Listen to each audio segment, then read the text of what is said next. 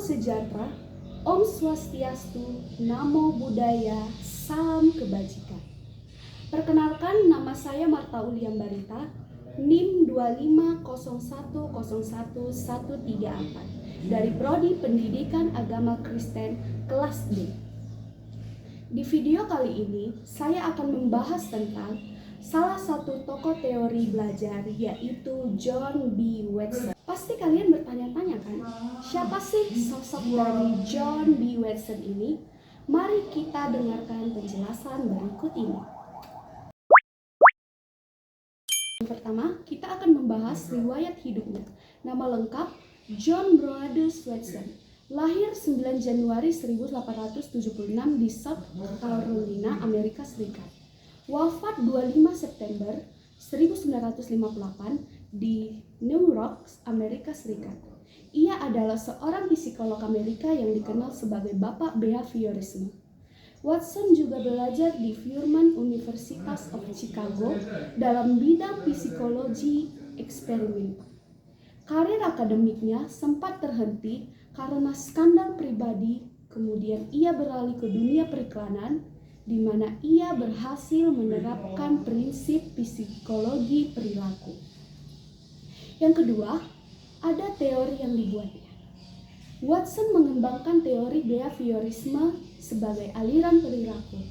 Menurut Watson, psikologi seharusnya mempelajari perilaku yang tampak, bukan perilaku atau perasaan yang bersifat subjektif. Ia percaya bahwa perilaku manusia dibentuk oleh lingkungan melalui proses stimulus dan respon. Watson berpendapat bahwa manusia lahir seperti tabula rasa atau kertas kosong, dan pengalamanlah yang membentuk kepribadian maupun perilakunya. Yang ketiga, ada karya terkenalnya. Apa saja sih karya-karya yang terkenal dari Bapak Behaviorisme ini? Yang pertama, ada Psychology as the Behaviorist Views It.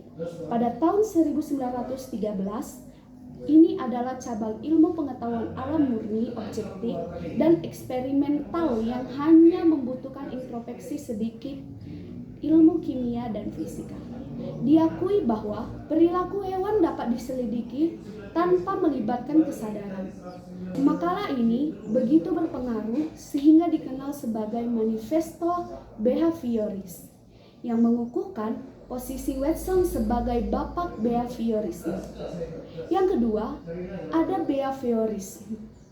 Pada tahun 1984, menjelaskan pandangan Watson bahwa perilaku dapat dijelaskan sepenuhnya tanpa harus merujuk pada pikiran atau kesadaran. Yang ketiga, ada Little Albert. Pada tahun 1920, bersama Rosalie Rainer, Watson mengkondisikan seorang bayi yang bernama Albert agar merasa takut pada tikus putih dengan mengasosiasikannya pada bunyi keras yang menakutkan. Eksperimen ini menunjukkan bahwa emosi seperti rasa takut dapat dipelajari melalui conditioning. Ini menjadi tonggak penting dalam sejarah psikologi perilaku. Yang keempat, kontribusi dalam dunia pendidikan. Teori Watson sangatlah berpengaruh besar dalam praktik pendidikan. Di antaranya, yang pertama, belajar sebagai hasil pembiasaan. Pendidikan dapat membentuk kebiasaan dan perilaku melalui pengulangan, stimulus, dan respons. Yang kedua, ada lingkungan sebagai faktor utama. Ini menekankan bahwa pengalaman belajar dan lingkungan sekolah sangatlah menentukan perkembangan anak. Yang ketiga, di dalam kelas, guru dapat menggunakan reward sebagai penguatan positif dan punishment sebagai penguatan negatif untuk mengarahkan perilaku siswa.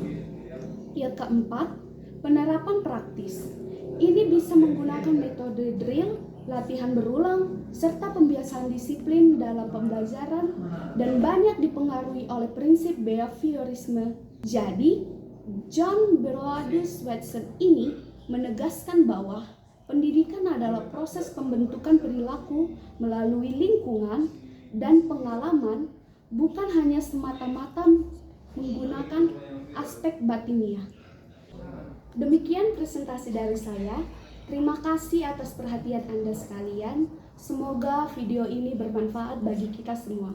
Jika ada salah kata dan perbuatan yang saya lakukan dan kurang menyenangkan, mohon dimaafkan.